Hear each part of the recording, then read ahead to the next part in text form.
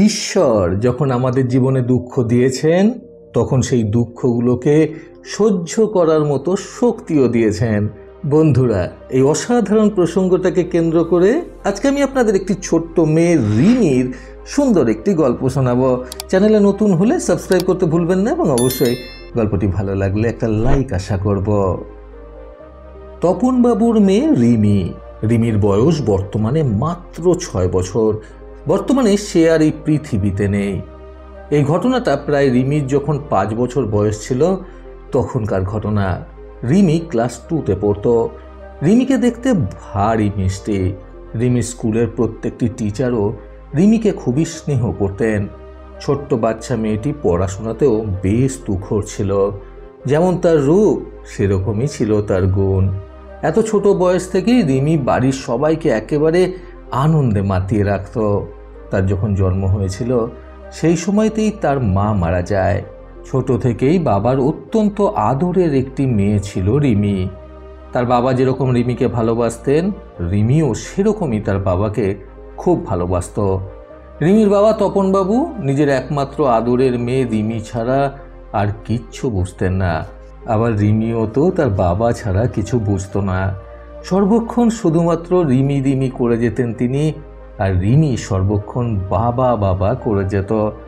তপনবাবু নিজের মেয়েকে নিয়ে নিজের মা বাবার কাছেই থাকতেন। রিমি এতটাই মিষ্টি ছিল, সকলেই তাকে প্রচণ্ড পরিমাণে ভালোবাসত। মা মরা মেয়ে বলে কেউ তাকে সহজে ফেলে দিতে পারত না। ঠাকুমা দাদুরও খুব আদরের নাতনি ছিল রিমি। ছোট্ট থেকে মা মরা মেয়েটা বাবার কাছে খুবই আদর যত্নে মানুষ হয়েছে। কোনোদিন একটু জোর গলায় কথা বলেননি তপনবাবু নিজের মেয়ে রিমির সাথে। রিমির সমস্ত শখ আহ্লাদ জেদ বায়না সবকিছুই যথাযথভাবে পূরণ করার চেষ্টা করতেন তার বাবা তপনবাবু। তিনি একটি ব্যবসা করতেন। ব্যবসা সূত্রে তিনি বেশিরভাগ সময় বাড়িতেই কাটাতেন। সেই কারণে দিনের বেশিরভাগ সময়টা তিনি নিজের আদরের ছোট্ট মেয়ে রিমিকেই দিতেন। আদর করে গুছিয়ে গাছিয়ে মেয়েকে স্কুলে দিয়ে আসা, স্কুল থেকে নিয়ে আসা, নাচের স্কুলে দিয়ে আসা, সেখান থেকে নিয়ে আসা, বাড়িতে পড়তে বসানো, তার সাথে খেলা করা ইত্যাদি সব কিছুই, এক কথায় একটা মায়ের যা যা কর্তব্য সব কিছুই তপনবাবু যথাযথভাবে পালন করার চেষ্টা করতেন। সাথে বাবার ভালোবাসাটাও থাকতো ভরপুর। এদিকে রিমির ঠাকুমা দাদুও সর্বক্ষণ শুধুমাত্র রিমি রিমি করে যেতেন। ওনারাও রিমি বলতে পাগল ছিলেন। কিন্তু হ্যাঁ, তপনবাবুর মতো অতটাও না হলেও ওনারা যথেষ্ট ভালোবাসতেন আদরের ছোট্ট মিষ্টি নাতনি রিমিকে। কিন্তু ওনাদের কারোর এই সুখের দিন বেশি দিন কাটল না। একদিন স্কুল থেকে ফেরার পথে প্রচণ্ড পরিমাণে বৃষ্টি পড়ায় সেই বৃষ্টিতে ভিজে গিয়েছিল রিমি। তপনবাবু সঙ্গে ছিলেন ঠিকই, কিন্তু ওনাদের সাথে কোনো ছাতা বা অন্য কিছু না থাকায় ওনাদেরকে ভিজে ভিজেই স্কুল থেকে বাড়ি ফিরতে হয়েছিল বাধ্য হয়ে। এর বেশ কিছুদিন পর থেকেই রিমির জ্বর হয়। সেই জ্বর এরকম মারাত্মক পর্যায়ে পৌঁছে যায় যে সেই জ্বর আর কোনোদিন সারলই না। অনেক ডাক্তার দেখিয়ে ওষুধ খেয়েও টানা 7টা দিন এক নাগাড়ে জ্বরের সাথে সেই ছোট্ট বাচ্চা মেয়েটি লড়াই করেছিল। অবশেষে আর থাকতে না পেরে সেই ছোট্ট মেয়েটা জ্বরের সাথে লড়াইয়ে হেরে গিয়ে নিজের প্রাণটাকে ছেড়ে দেয়, মারা যায় রিমি। এই ঘটনার পর থেকে রিমির বাবা তপনবাবু পাগলের মতো হয়ে গিয়েছিলেন। ওনার যেন পুরো পৃথিবীটাই ধ্বংস হয়ে গেছে। ওনার যেন এই পৃথিবীতে আর কিছুই নেই। ওনার বেঁচে থাকাটাও যেন বৃথা। সারাদিন রিমি রিমি করে এই ঘর ওই ঘর ছুটে বেড়াতেন তিনি দিনের 24টা ঘন্টা শুধুমাত্র চোখের জল ফেলে যেতেন। খাওয়া দাওয়া, ঘুম, স্নান সমস্ত কিছু ভুলে গিয়েছিলেন তিনি অনেকবার রিমির কাছে চলে যাওয়ার অর্থাৎ আত্মহত্যা করার চেষ্টাও করেছিলেন, কিন্তু তপনবাবুর বাবা মা সেটা দেখতে পেয়ে আটকে ছিলেন। তারপর থেকে বেশিরভাগ সময়ে ওনাকে চোখে চোখেই রাখা হতো। কিছুটা পরিমাণে মানসিক ভারসাম্যহীন হয়ে গিয়েছিলেন তপনবাবু। সব জায়গায় নাকি উনি ছোট্ট মেয়েটিকে ঘুরে বেড়াতে দেখতেন।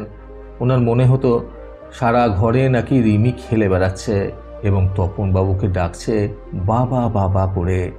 সবাইকে এইসব বলতেন আর একা একাই কাঁদতেন তপনবাবু। এরপর তপনবাবুকে ডাক্তার দেখানো হয়। ডাক্তার অনেক ওষুধপত্র এবং সাথে ঘুমের ওষুধও দেন।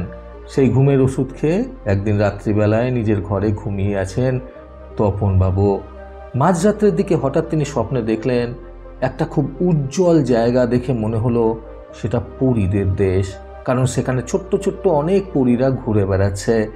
সবাই সাদা পোশাক পরে রয়েছে, মাথায় রয়েছে সবার রানীদের মতো মুকুট, এবং প্রত্যেকের হাতে একটা করে মোমবাতি রয়েছে, এবং সেই মোমবাতিগুলোর শিখাটা খুব সুন্দরভাবে জ্বলছে। সেই পরীর দলেদের মধ্যে হঠাৎই তপনবাবু নিজের মেয়ে রিমিকে দেখতে পেলেন। রিমি দূর থেকে তার বাবাকে দেখে হাসি দিচ্ছে। রিমিকে দেখে তপনবাবুর প্রাণটা যেন জুড়িয়ে গেল। খুব সুন্দর লাগছে ছোট্ট মেয়েটাকে দেখতে।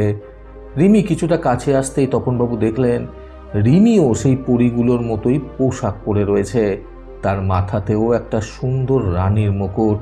সেই ছোট্ট বাচ্চা মেয়েটাকে দেখে তখন তপনবাবুর চোখটা জুড়িয়ে যাচ্ছে। সেই পরীদের মধ্যে রিমিকেও যেন মনে হচ্ছিল একটা সুন্দর ছোট্ট পরী।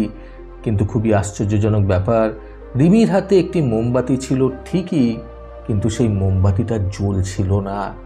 বাকি সবার মোমবাতি জ্বললেও শুধুমাত্র রিমির মোমবাতিটাই নেভানো ছিল। এটা দেখে তপনবাবুর ভীষণ অবাক লাগলো। তিনি রিমিকে কাছে টেনে নিতে চাইলেন, কিন্তু রিমি কাছে আসতে পারল না।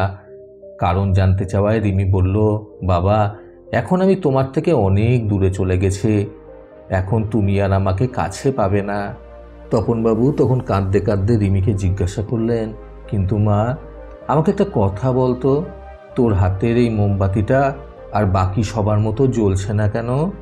রিমি তখন একটু মুখটা হতাশ করে বলল, বাবা, এই মোমবাতিটা আমি যতবারই জ্বালাই মোমবাতিটা নিভে যায়। আসলে তুমি সবসময় এতটাই কান্নাকাটি করো যে আমি এই মোমবাতিটা জ্বালিয়ে রাখতে পারি না।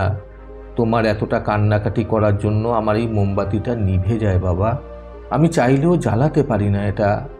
তুমি কান্নাকাটি করো না বাবা, দেখবে তাহলে আমার এই মোমবাতিটা সারাক্ষণ জ্বলবে আর আমি খুব হ্যাপি হব। এই বলে রিমি যেন কোথায় অদৃশ্য হয়ে গেল। সঙ্গে সঙ্গে তপনবাবুর ঘুমটাও ভেঙে গেল।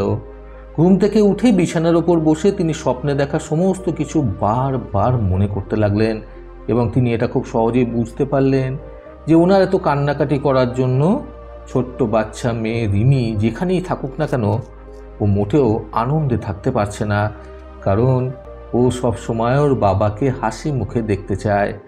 তারপর থেকে তপনবাবু ধীরে ধীরে নিজেকে বদলাতে শুরু করলেন, আর কারোর কথা না ভেবে হোক, নিজের সেই ছোট্ট মেয়েটার কথা ভেবে। সেই মেয়েটাকে পরলোকে সুখী রাখার জন্য তিনি নিজেকে ধীরে ধীরে আগের মতোই বদলে নিলেন। সারাক্ষণ ভাবতেন তপনবাবু রিমির কথা, সারাক্ষণ রিমিও করতেন, কিন্তু আগের মতো আর কান্নাকাটি করতেন না, নিজেকে অনেকটা সামলে নিয়েছিলেন। তপনবাবু একদিন বসে ওনার বাবা মাকে স্বপ্নে দেখা রিমির সমস্ত ঘটনাটা বললেন। তখন ওনার বৃদ্ধ মা বাবা ওনাকে বললেন, আমাদের কাছে ভালোবাসার মানুষেরা যারা রয়েছে তারা সবসময় চায় যাতে আমরা হাসি খুশি থাকি। তারা কখনোই চায় না যে আমরা সর্বক্ষণ দুঃখ পেয়ে থাকি, সর্বক্ষণ কান্নাকাটি করি। আমরা যদি সর্বক্ষণ মনমরা হয়ে থাকি তাহলে কিন্তু তারাও কখনোই সুখে থাকতে পারে না। তাদের মনেও একটা কষ্ট কাজ করে। তোকে কষ্টে থাকতে দেখে কিন্তু রিমি মাও কখনো সুখে থাকতে পারবে না, সে যেখানেই থাকুক না কেন।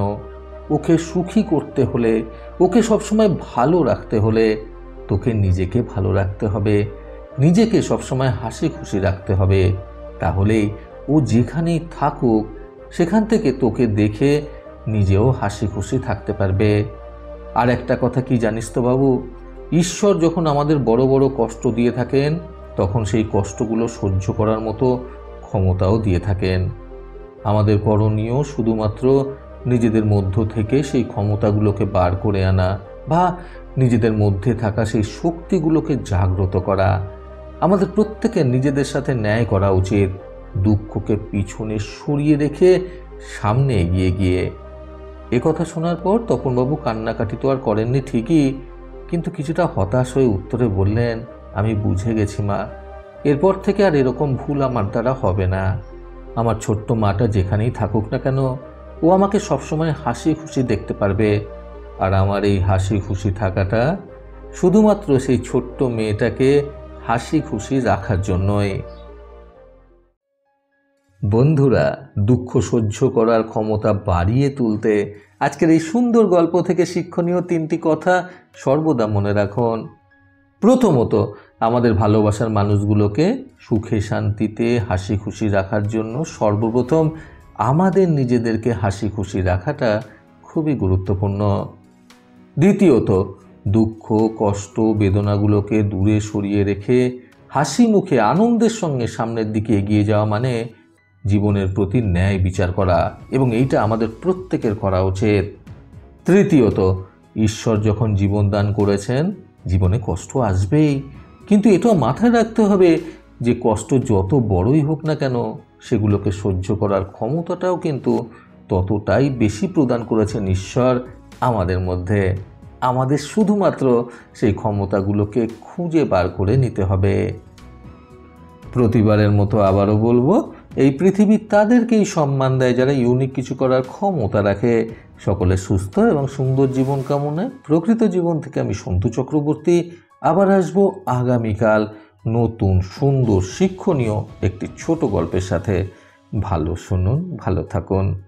ধন্যবাদ।